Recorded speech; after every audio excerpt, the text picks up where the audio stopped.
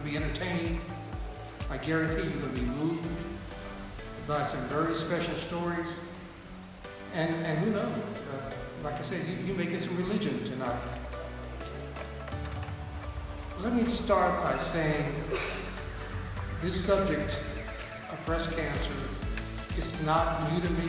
I've had family members who dealt with it. We had a scare in our own family with that, but when I was sharing statistics about African Americans and breast cancer, it just blew my mind. And if you could just give me a second, I just wanted to tell you just a little bit about African American women as it relates to breast cancer. You realize that African American women in the Dallas-Fort Worth region have the third highest breast cancer mortality rate in the United States. Can you imagine? The third highest mortality rate in the United States? Not just Texas, but the Southwest. African American women under age 35 in the U.S. are diagnosed with breast cancer at 2 times the rate of Caucasian women, and die from breast cancer 3 times as often. And did you know that African American women in the United States also have the highest odds of getting triple negative breast cancer? That's the kind that often is aggressive and comes back after treatment. Triple negative breast cancer has the highest mortality rate and is the only breast cancer subtype that does not have a therapy to prevent recurrence. That's where we are here. That's part of what we're talking about here tonight, and we will be all night long. Those statistics are more than just concerning. For me, they're unacceptable. Do you agree? Yes. They're unacceptable. That shouldn't happen. And there are a lot of reasons why it does happen, and we'll talk about some of that tonight too. We can do something about this. So let's listen to Tracy Boyes, Executive Director of Susan G Komen Greater Fort Worth, and she'll tell you a little more. Tracy?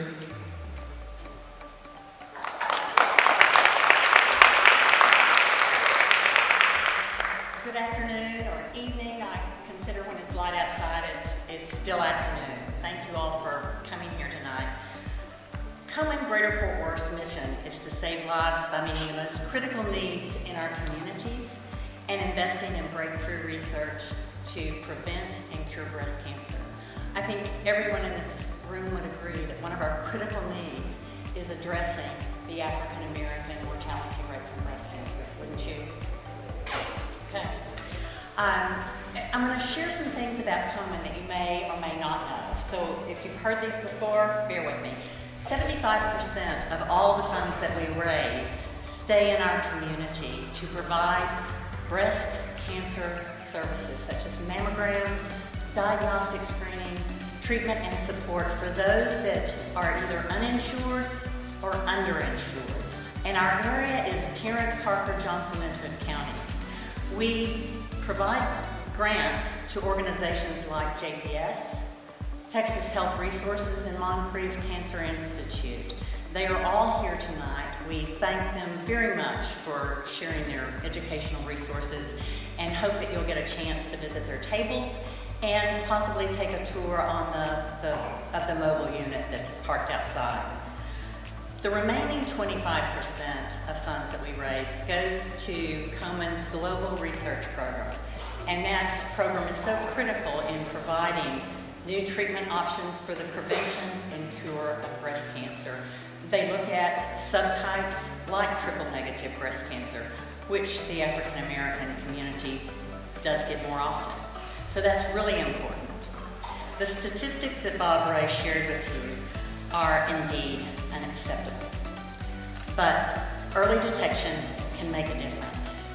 And we really want to partner with the African American community to raise awareness about early detection, knowing what your risks are, and the local resources that are available in our community. Praising Pink was planned and organized by a community-based committee to educate through information and inspire by bringing together tremendous local faith-based talent. I think you'll be absolutely overwhelmed by tonight's talent.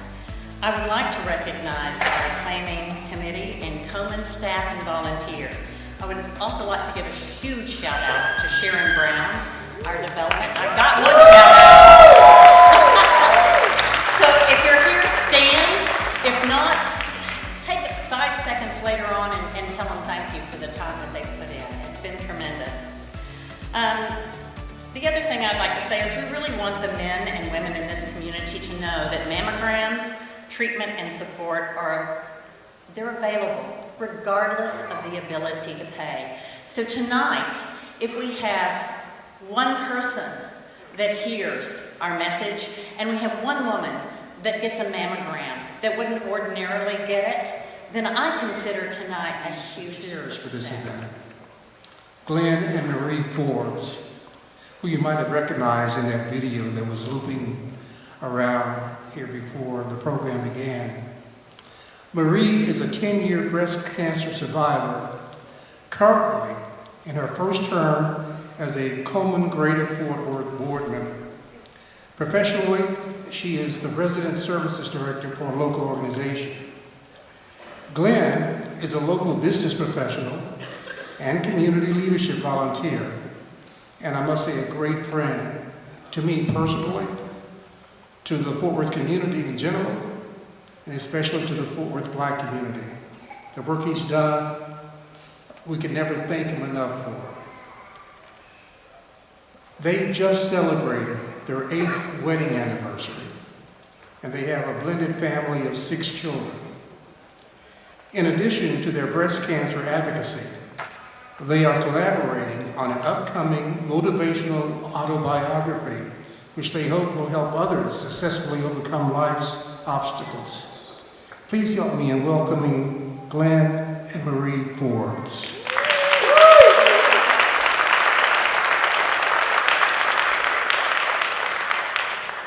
Good evening. We really want to emphasize a theme that Tracy brought just a few minutes ago, and certainly Bob Ray with his opening, a theme that you're going to continually hear throughout the evening: early detection. And early detection, based upon the dismal statistics that you've already heard, can help save valuable lives right here in Fort Worth. The challenge, unfortunately, is African American women in particular often don't get checked or get checked too late to be able to have access to the valuable and beneficial and viable treatment that's available to many others. One statistic that Tracy may not have mentioned: over the last 3 years, Susan G. Komen participated in offering free mammograms, 6,000 free mammograms throughout the area. Of the 6,000 that were available, mammograms and screenings, only 6%, or about 300, were held by African American women. Audience, we just can't continue that way.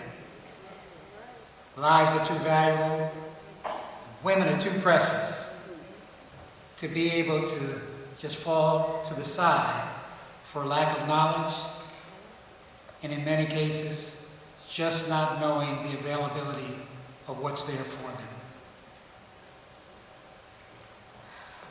Because our mortality rate is so high, I personally, being a survivor, want you to encourage your family, your friends, your loved ones to have their mammograms.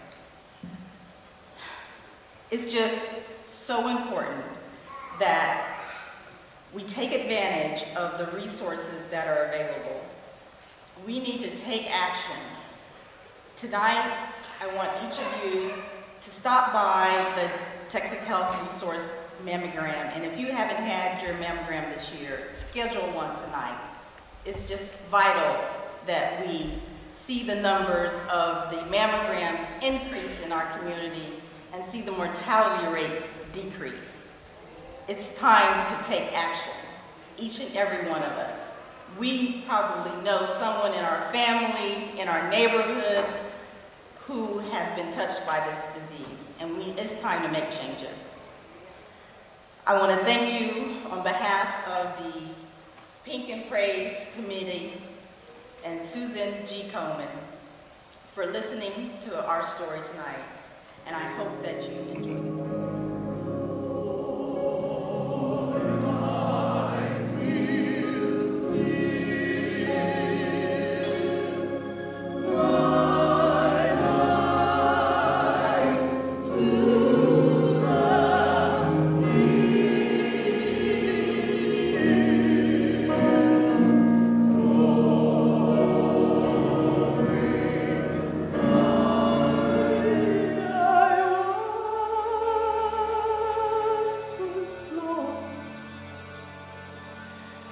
But now I'm found, I was blind, but now I see.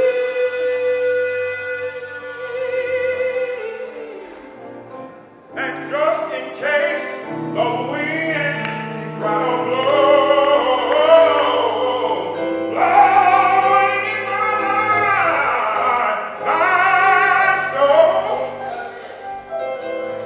my soul being anchored in the Lord. Can I say it one more time? Again up in here. See, I keep telling y'all, we got some singers up in this place. Her name is Miss Vicky, and those of you old enough, not the one that married Tiny Tim. Y'all don't know. Y'all are too young. Miss Vicky is a nationally renowned comedian who has appeared on BET's Comic View, the LOL Clean Comedy Tour, and HBO, among numerous other TV appearances. She is known for her hilarious, laugh-out-loud, clean comedy, and was voted as one of Nick at Night's funniest moms in America. Her ability to keep clean while keeping it funny has made her a favorite among church, ministry, and faith-based events. Please help me bring on stage the hilarious Miss Vicky.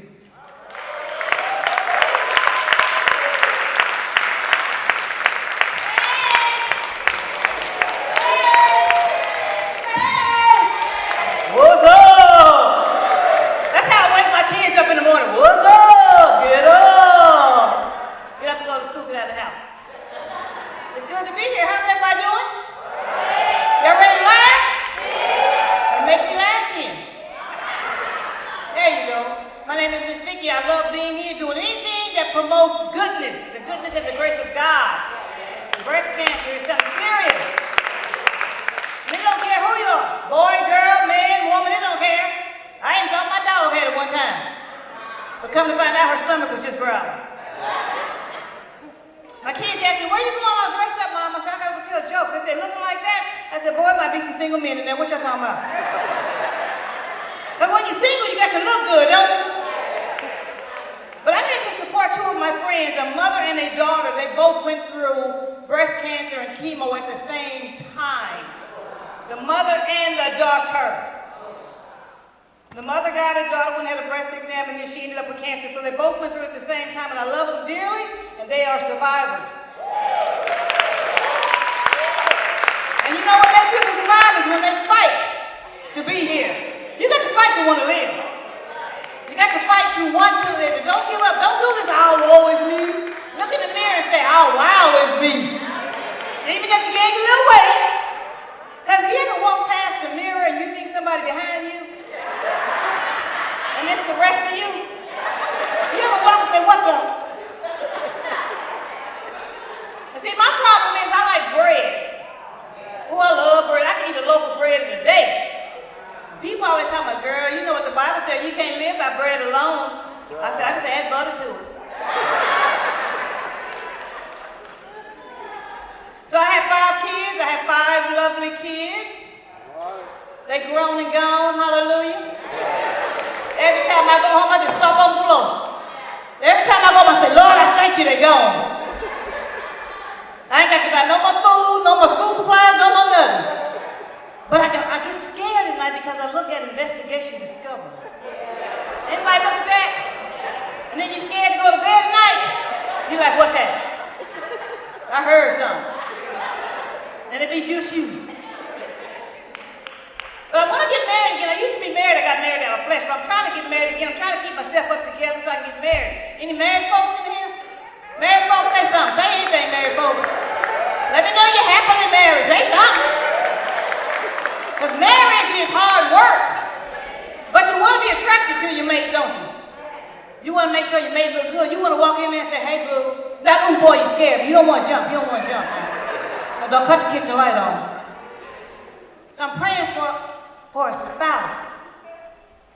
But I just ain't ready because men want you to do stuff. Like cook. I met a guy the other day. He said, I got to have me a spouse that cooks. Me too. I'm just add water, heat, and serve. See, I can't get married right now because I can't see me being married because I can't see my husband coming home saying he's hungry. You hungry? How long you been hungry? All these restaurants up and down 35 and you didn't stop and get nothing to eat, but you mad at me because you hungry. So at least I'm doing it God's way. I'm waiting, I'm praying. I said, Lord, send me a tall man. Because I like to wear heels, I'm tall. Send me a tall man. Don't send me the man under 5 feet 5. You know the one, you're sitting down, feet just dangling. Send me a tall man, Lord. So I said that one time, a little guy came over to me just tippy-toeing. He walking like this. He just coming over there walking like this. How about I heard the joke? I'm like, that wasn't no joke. But the Lord put it in my spirit. He said, let me tell you something, my child. You may pray for what you want. I'm going to supply your every need. That little bitty brother had a good income, didn't have no kids. I'm like, get up on my back. Get up here. Get up here. I'll have a step stool in every room in the house. That's what God puts together. Yeah, my kids, when my sons were in high school, my sons tried to date when they were in high school. My son came home 16 years old, told me he had a woman. He's 16, told me, I got me a woman. I'm like, boy, you want free lunch. What kind of woman you got with your free lunch card? And where's her mama at anyway? They talking about they need name brand clothes. Your kids ever come home and say they need name brand clothes in school? I got to have me some name brand clothes. I'm in high school. Now, I told him, here's a marker, write your name on it. Stop being a copycat and start your own brand. People talking about kids are crazy. Everybody talking about these kids are crazy nowadays. I don't think nothing wrong with these kids. I think there's something wrong with the parents. ADD means applied discipline and direction. Don't feed them for a couple of days. They'll be too weak to talk about. You cook and know, fast and pray, fast and pray. Said, train up a child in the way that they should go and they won't depart from it. They will, they remember. But see, out of my 5 kids, I wanted my kids grown and gone at 18. Even when they in college, they had to get out of the house. So I gave them all the same middle name. 18 and 30 days. You got 18 years to live here and 30 days to figure out where you're going, but you're getting up out of here. But my baby, see, out of my 5 kids, I got one that's my baby. See, it's something about that baby child. You know, something about that baby. You got more than 2 or 3 kids. It's something about that baby, because it's your baby. You're not going to have no more kids. That's my baby. Ain't she cute, too? She slept with me until she was 17 years old. I would just protect her. I wouldn't let her go anywhere, because that was my baby. Then she went off to college, and I said, look, stay around town. Don't go far. You're going to go far. You don't know anybody. I can't wait to get away from you. You just kept me in the house up under you. So she goes off to college, right? She get down to college. 6 months later, she crying saying she want to come home. Mama, I want to come home. That's what she said when I answered the phone. As soon as she said that, I laid the phone down. I can hear her saying, Mom, Mom. See, you got to pray. You got to pray. I don't care what you're going through. You better pray. She said, Mom. I'm looking at the phone. I said, oh, Lord, that's my baby. That's my baby. She said, Mom. I said, what is it? She said, what were you doing? I said, I was talking to the Lord. She said, well, what did he say? He said, you can't come home. She ended up with a 3.9 GPA, graduated from college, and I'm proud of her. She's cute. She's on her own. She's doing her own thing. That's why I said, no matter what the Lord puts you through, sometimes we don't want to give God everything. Sometimes you just say, Lord, why me? The Lord said, why not you? Sometimes you say, Lord, I can't handle this. He said, yes, you can. I didn't give you more than you can bear. You got to handle it. You think I want to talk to church folk? When the Lord told me to come, he told me to go into churches and talk to church folk. I said, Lord, church folk, they killed you. But sometimes church folk is the worst folk. I always talk about, girl, how you doing? I'm just blessed and highly favored. How you doing? I'm just blessed and highly favored. How you doing? I'm blessed. I'm blessed. Well, you look tore up from the floor. Because I get tired of the cliche about church. I get tired of everybody telling me I'm just doing good. Why don't you say, this is what I tell people when they ask me how I'm doing. I say, how you doing, Miss Vicky? Hallelujah happy. I'm hallelujah happy. I got joy in my heart. I don't care what goes on inside my life. I'm okay. But I tell people all the time, don't get it twisted. I am a Christian and I love the Lord. But I can go from sanctified to homicide real quick. And the good thing about it, I can repent and go to heaven. But you gotta pray. You gotta pray every day. You gotta pray every day. And especially if you have kids, you got to pray over your kids. You got to pray over your kids. Because sometimes these kids want to act up. They want to get grown. They think they want to get grown, so they got the wrong mama. I remember I told my daughter something. She said, she couldn't even get A now. She said, I was choking her like this. I was choking her. I was choking her down too. The Lord said, you're going to kill her. You're going to kill her. I said, I'll have a jail ministry.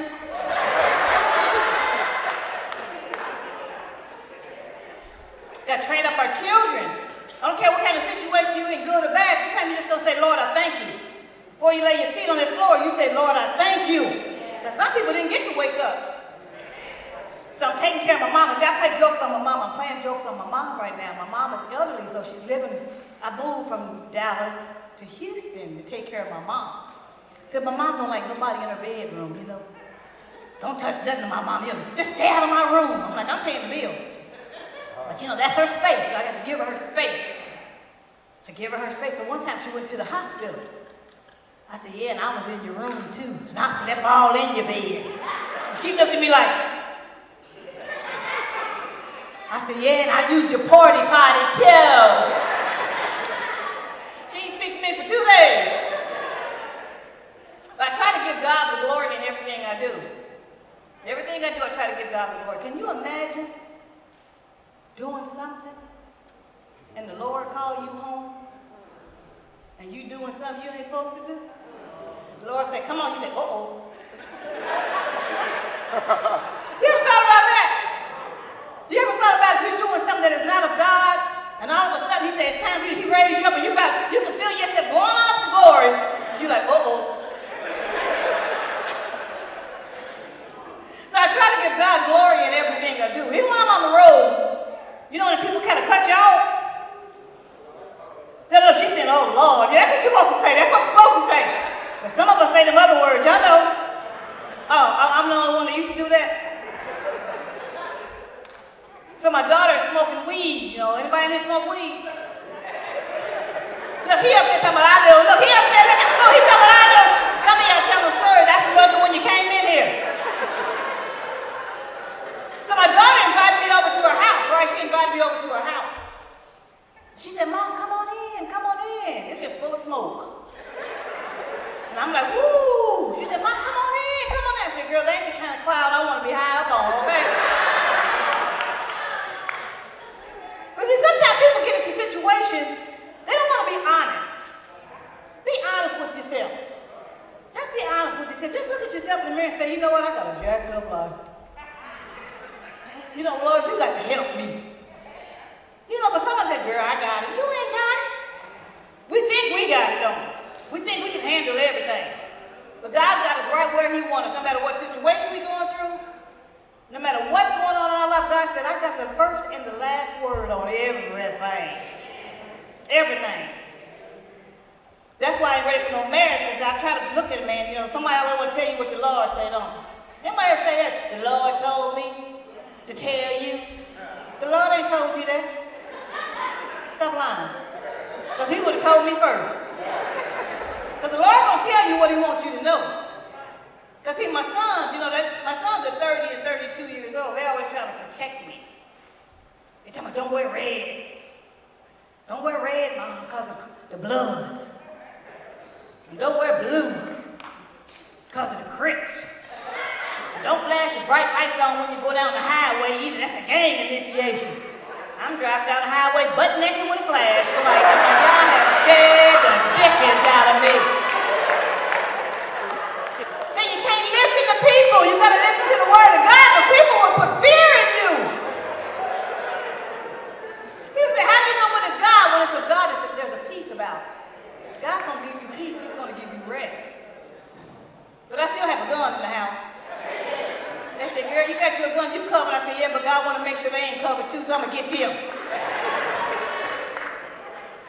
So I like to see married men. I used to be married. I got married out of flesh. Flesh will mess you up. Anybody been there? Oh, there you go. Thank you, sister. See, when you do things of the flesh, it will tear you up. Because my husband had a girlfriend. Every Friday night, he brought her home. He told me not to come home on Fridays. You don't come home on Fridays, you don't know what I be doing. I said, but I live here. I got to come home and pay the bills. But he had a girlfriend named Jenny. Every Friday, I had to go find somewhere else to stay because we get into it about Jenny. So one time I said, I'm about sick of you and Jenny. But then Jenny brought her friend. Oh, yeah, girl. They both. Jenny brought her friend, OJ. It was that gin and orange juice that tore our marriage apart. But see, next time I get married, I'm going to keep it with God, I'm going to make sure with God, I'm going to pray about it to God. I'm going to do that because I see men out here taking care of their families. That blows me away. When I see a man at the head of his house taking care of his wife, taking care of his kids, taking care of his community, he's a member of the church, he's doing something in the church, that just blows me away because I've never seen that before, because I never had it growing up. That's what men always say, the Bible says for you to submit. Submit to what? Foolishness? You don't submit to foolishness. If he can't take you higher and just want to lay you low, it's time to go. Because women, we worth more than that. You want a few minutes or you want forever in glory? You got a choice to make. So when I see men out here taking care of their families, it just blows my mind because I've never seen that before. I saw this man one time, look. He was out there saying, honey, I got you. I got you, honey. I got the kids. Have a seat. He was carrying 2 and 3 plates. This man is, taking care of, that man taking care of his family. It was blowing my mind. I'm like, I ain't never seen that before. I was in awe. When you see a man being a leader of his family, of his house, of his kids, of his wife, in the community, that's what we need. We need men to lead us in the right direction. Lead us. Don't just want to lay with us. And I said, this man is doing what he's supposed to be doing. He's called by God. You can tell that's a Christian man, right? I said, look at him. He is carrying 2 and 3 plates. He's a good, godly-fearing man. I said, this man carrying 2 and 3 plates. I got to get that. They said, what, a husband? I said, no, 2 plates.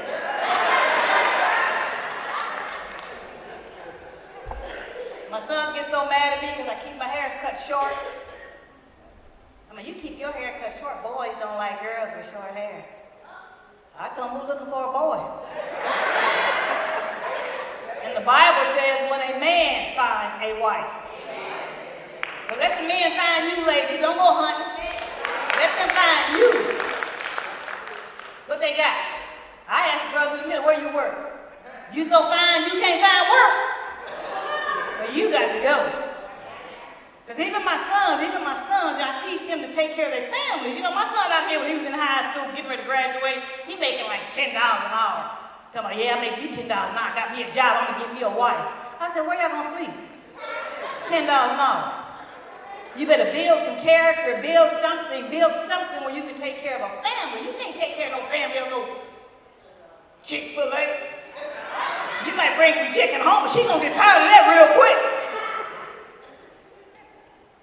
But there's nothing better than to be a Christian. There's nothing better being a Christian, being joyful, being happy, being at peace in your life, and don't let nobody disrupt it. No matter what you go through, I'm talking about this illness. You know, people always say, girl, I don't know what I'm going to do. But you just say, Lord, I call you. You gave it to me, so Lord, you got to fix it. The Lord said he can fix it in an instant. He said, but if I do it all, what you going to do? So you got to fight for your life. You got to look at yourself in the mirror. You say, you know, this is just a piece of me. Because your heart is still there. And you tell yourself in your heart, I am all that. No matter what I go through, I don't care, mastectomy, one-sectomy, whatever. You look in that mirror, you be strong, and you say, Lord, you know what? You gave it to me. I'm going to take care of it just like you want me to. Because he's depending on you to fight for your life. Don't lay there and say, woe is me. You look at yourself and you say, wow, it's me. You trusted me with this illness to show people how you work, Lord. And Susan G. Komen, I'm telling you right now, them mammograms, I'm telling you, I had one. They're going to call me talking about, we need to do it again. I say, what? Do it again for what? So then I went back a second time and they did it again. Oh, you got one more thing. I said, wait a minute, I only got 2 breasts. How many more think y'all got up in here? I mean, how many more y'all going to take? So it's an insurance, you know, because I'm ignorant, you know. But I turned out okay. Thank the Lord. I give glory to God. Because it could be worse. But one thing I heard today that really amazed me, they said, it's, you know, you may not have a family history, but it can start with you. And mothers of children, take care of yourself, because these kids are depending on us. Ain't nothing like a love of a mother and a child to her mother. No child wants to be without a mama. Now, we can be without a daddy. I hate to say it, brothers, but you know. I ain't talking about a father. I'm talking about a daddy. Sometimes baby daddy, you know, that's foolishness. Because I'm going to tell you right now, I met my daddy on Facebook. And I looked at him and saw my daddy on Facebook. I didn't know whether to cry, cuss, or call on Jesus. So I did all 3. But my name is Miss Vicky. Y'all take care of yourself. God bless y'all. Keep the faith. No matter what you do, and you are survivors. No matter what you're going through, just know you are survivors. God bless y'all. Be safe. Thank you.